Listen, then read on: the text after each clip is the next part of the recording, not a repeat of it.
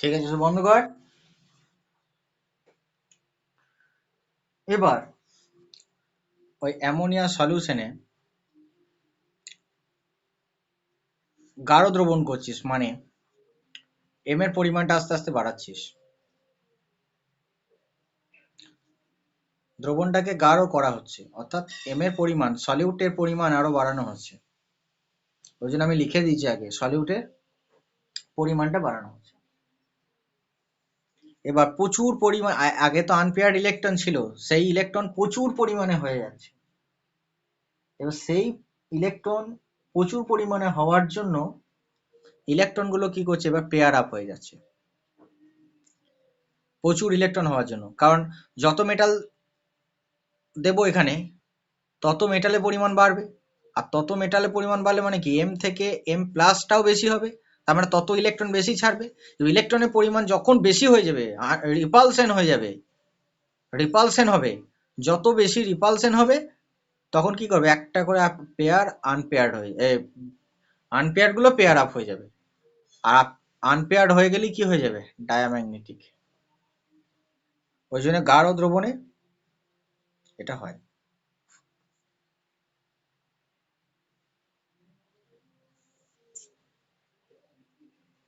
তখন কালারটাও আস্তে আস্তে চলে যাবে। বুঝতে পারলি? অনেক সময় এবার যদি এখানে যদি সামান্য কিছু ইমপিউরিটি থাকে, ইমপিউরিটি বলতে D block element,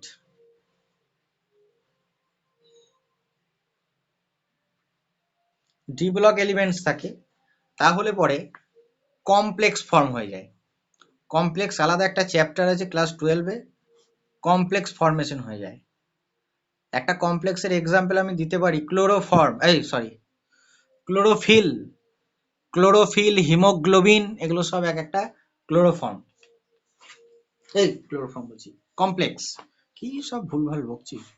complex haemoglobin আমাদের শরীরে আছে, যেখানে লোহা ডি ব্লক এলিমেন্ট থাকে, নিয়ে একটা কমপ্লেক্স ফর্ম করে, চারিদিকে একটা অ্যানায়ন গুলো ঘিরে ধরে থাকে এবং একটা কমপ্লেক্স ফর্মেশন হয়।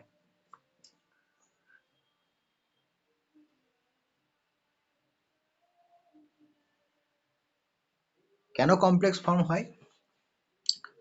কারণ এম আর NH3, এম এর পরিমাণ অনেক বেশি দিয়ে দিয়েছি, তখন কি হবে, এটা এম প্লাস হয়ে যাবে আর NH2 মাইনাস হবে এখান থেকে।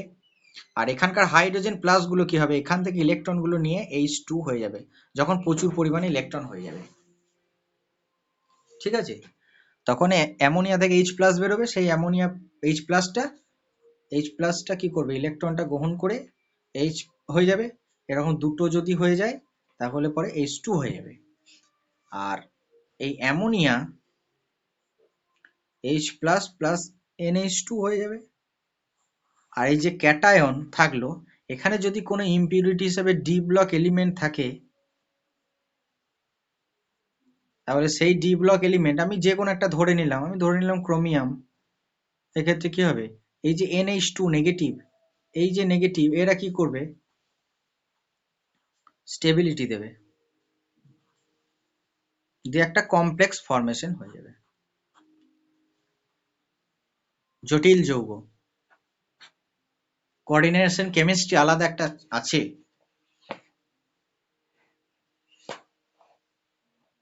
আলাদা একটা টপিক। ঠিক আছে, হয়েছে, এটা বুঝতে পেরেছিস?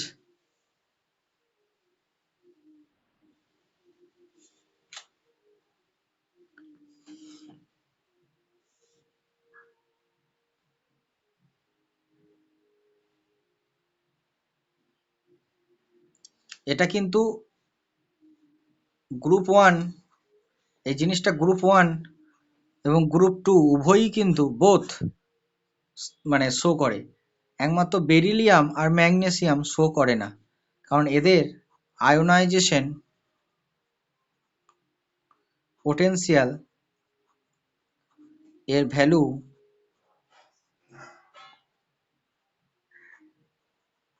অনেক জাদা বলে না রে ইয়েতে, হিন্দিতে অনেক বেশি, সবসে জাদা, সবসে জাদা না কি বলে হিন্দি। সে মাঝে মধ্যে ভিডিও দেখছি বুঝলি, বিভিন্ন জায়গাকার হিন্দি বিভিন্ন রকমের। মানে আমাদের বাংলা যেমন জায়গা আলাদা।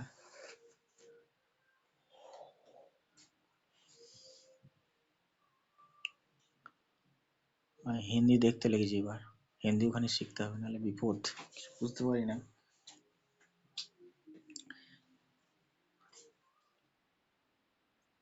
ওই ধৈর্য, ধৈর্য থাকে না তো, 3 ঘন্টা সিনেমা দেখার ধৈর্য নেই। কি?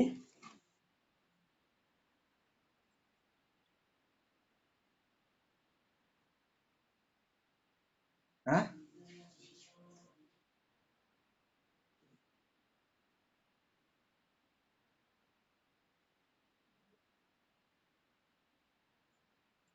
হ্যাঁ ওইটা, ওই এমটা বলতে, ওই এমটা বলতে তোকে ডি ব্লক এলিমেন্টের কথা বলা হয়েছে।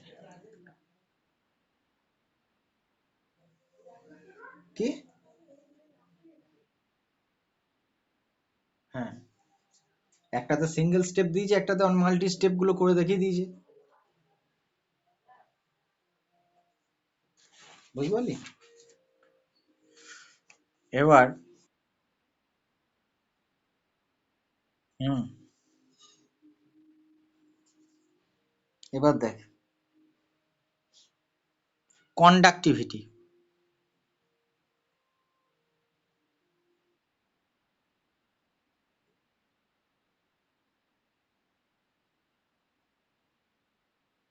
শেষ, শেষ করতে দে, আমাকে শেষ করতে দে বাবা। মাথাটা এই কারণে আমার গরম হয়ে যায় মাথাটা। হেই! থামতে বলছিস তো শোনা হচ্ছে না, চুপ করে থাকবি।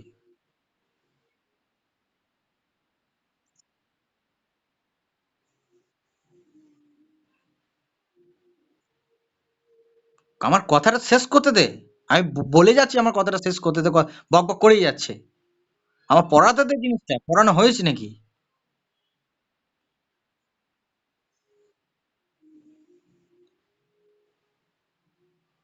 সকাল সকাল মাথাটা গরম করে।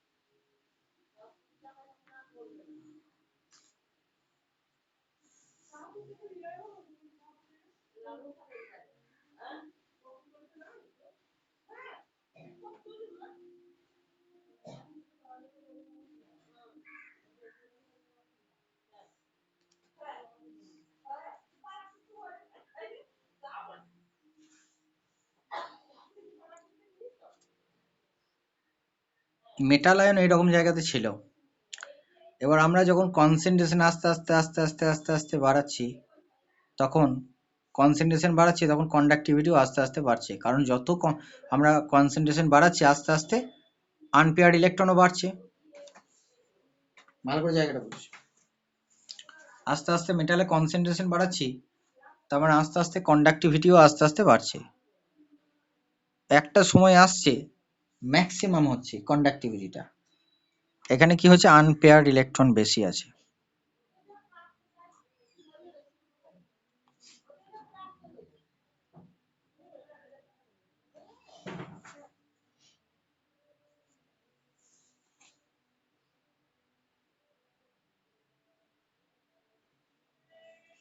এবং এই দিকটাতে আনপেয়ার্ড ইলেকট্রন আছে, তার মানে এটা প্যারাম্যাগনেটিক।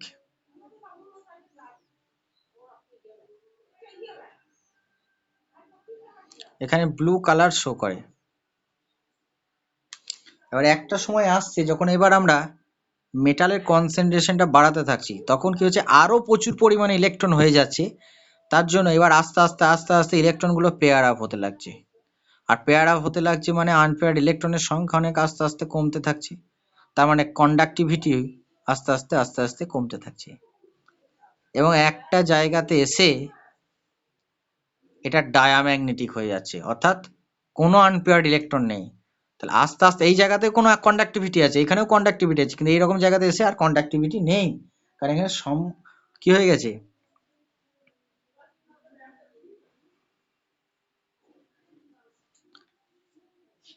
এখানে কন্ডাক্টিভিটি একদম জিরো হয়ে গেছে, কমে গেছে। এটা এটা এরকমও বলতে পারি, ঠিক গেছে, কন্ডাক্টিভিটি জিরো হয়ে গেছে।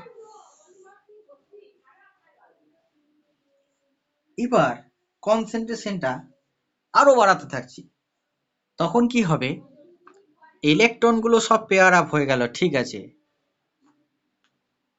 এইখানে একটা এম আর একটা এম, এরা দুজন মিলে একটা কোভ্যালেন্ট মেটাল টাইপের তৈরি করবে, M2 টাইপের।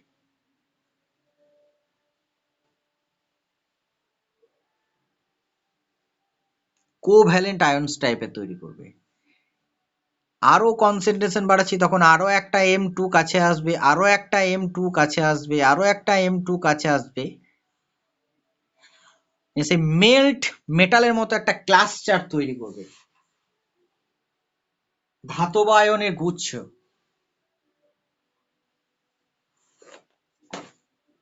এবার তখন কি হবে, মেটালিক ক্যারেক্টারটা অনেক বেশি বেড়ে যাবে। মেটালিক ক্যারেক্টার বেশি মানে ফ্রি ইলেকট্রন বেশি, আর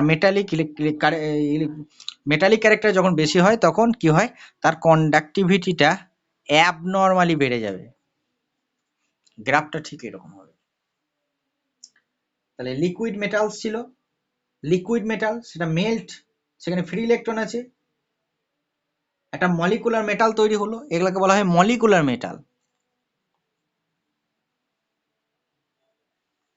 মলিকুলার মেটাল তৈরি হলো, মেটালিক ক্যারেক্টার বেড়ে গেল, তখন অ্যাবনর্মালি কি হলো, এটা বেড়ে গেল। আর এই রকম জায়গাতে এর কালারটা এলো ব্রোঞ্জ টাইপের। মলিকুল হয়ে গেল, তার মানে তার কোভ্যালেন্ট ক্যারেক্টার বেশি হয়ে গেল, ঠিক আছে। বল এবার আমার প্রশ্ন, আমাকে প্রশ্ন কর, যা প্রশ্ন আছে বল, এবার বল, যা বলবি বল। পড়াচ্ছি তখন ওরকম বলি না, মাথা গরম হয়ে যায়। আমি থামতে বল, আমি কন্টিনিউয়াস বলে দিচ্ছি, তুই চুপ কর, তুই চুপ কর, আমি বলবো, পড়াবো, যাতে মুড নষ্ট। আহিলে শুন, যে আহিলিকে জিজ্ঞাসা কর না, আহিলিকে জিজ্ঞাসা কর যে কখন থেকে আমি তোকে থামতে বলছি, এতে মুডটা নষ্ট।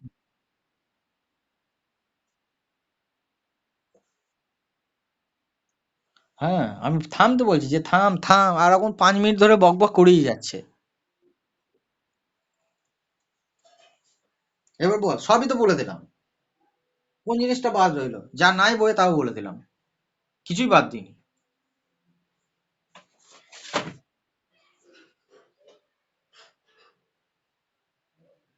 এবার বাদ বাকি যা আছে সেগুলো সব বইয়ে পড়ে দেখে নিবি, আর কিছুই নাই, সবকিছু পড়িয়ে দিয়েছি। যদি কিছু থাকে পরবর্তী।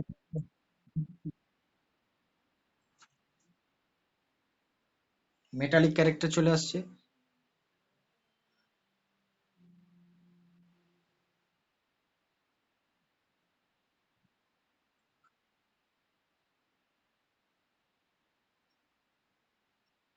মেটালিক ক্যারেক্টার হচ্ছে, বুঝতে পারছিস না, মেটাল হয়ে যাচ্ছে একটা, মলিকুলার মেটাল।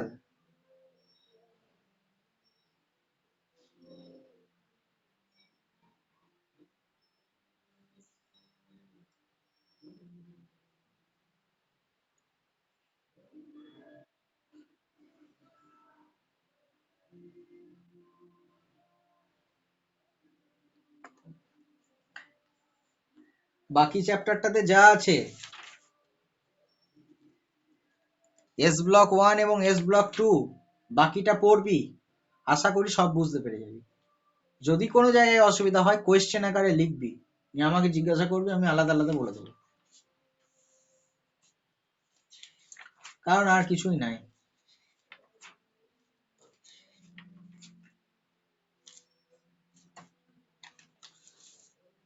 আর যা যা আছে সব পারবি। আমি যা পড়েছি তার থেকেই হয়ে যাবে উত্তর।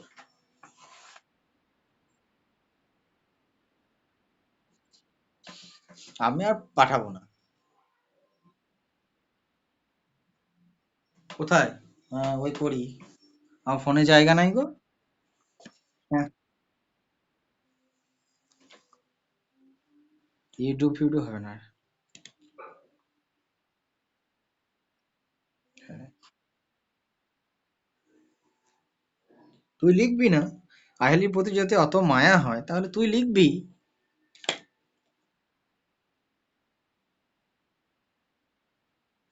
অভ্যাস চেঞ্জ করতে হবে, কারণ তুই যখন ক্লাস করবি কোনো একটা, আর কিছুদিন পর তো টিউশনই থাকবে না, তুই কি করবি? 130 জনের মাঝে 50 জনের মাঝে তোকে ক্লাস করতে হবে, সেখানে স্যার বোর্ডে যা করাবে তোকে লিখতে হবে, করতে হবে, টুকতে হবে, সাইমালটেনিয়াসলি করতে হবে দুটো কাজকে একসাথে তোকে।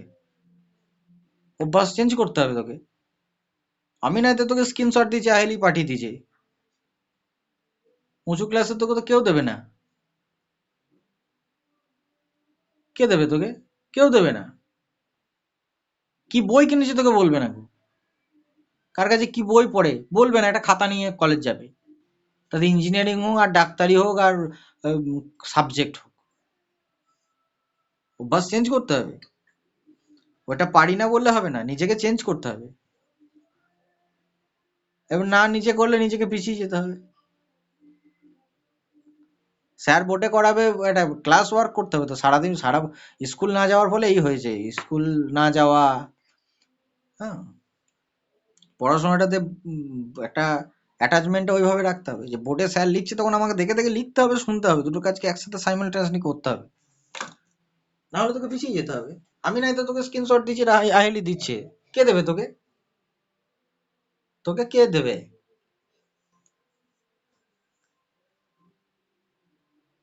আমার কথাগুলো শুনতে গায়ে লাগবে, মনে হবে এই স্ক্রিনশটটা পাঠিয়ে দেবে তাতে এত কথা শোনাচ্ছে আমাকে, ইউটিউবে ভিডিওটা দিয়ে দেবে তাতে আমাকে এত কথা শোনাচ্ছে, মনে হবে?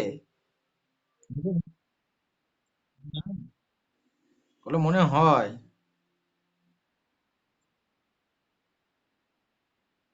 এগুলো হয়, স্বাভাবিক জিনিস মনে হবে।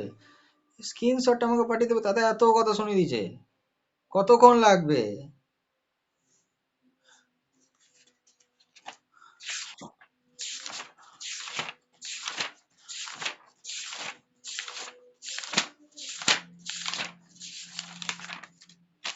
নে নে স্ক্রিনশট,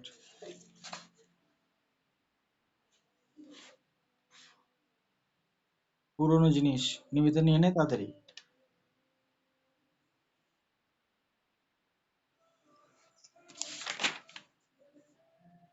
গোটা খাতা একসাথে গোটা খাতা আসবে না।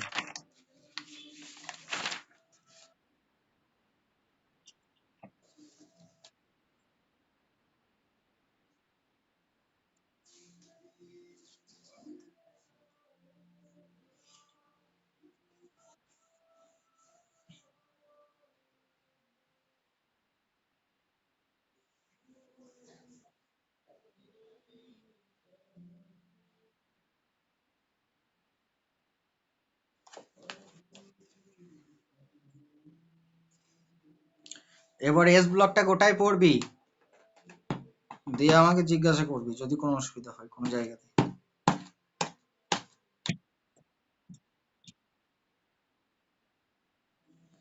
কি?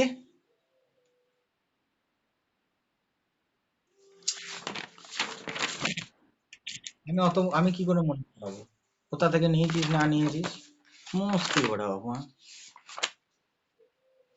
এমন সব কারবার। অভ্যাস চেঞ্জ করালে বিপদে পড়বি, এর তাদের নিবিদা নিয়ে নে।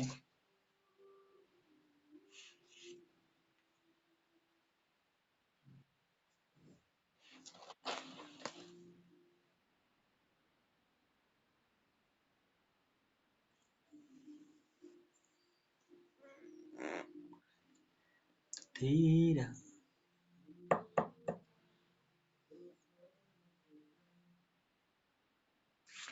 আগের পাতায়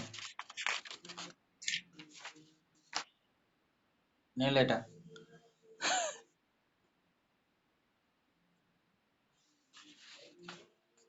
এই খাতার তো এই পাতাটা তো বহু কিছু আছে,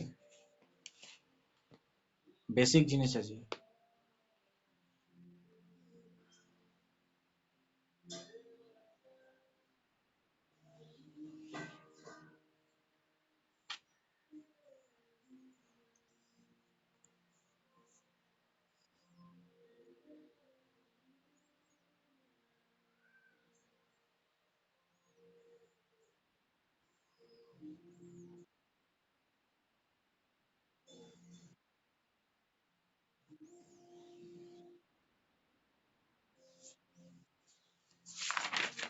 নে ছবি তুল, অ্যালবাম করবি।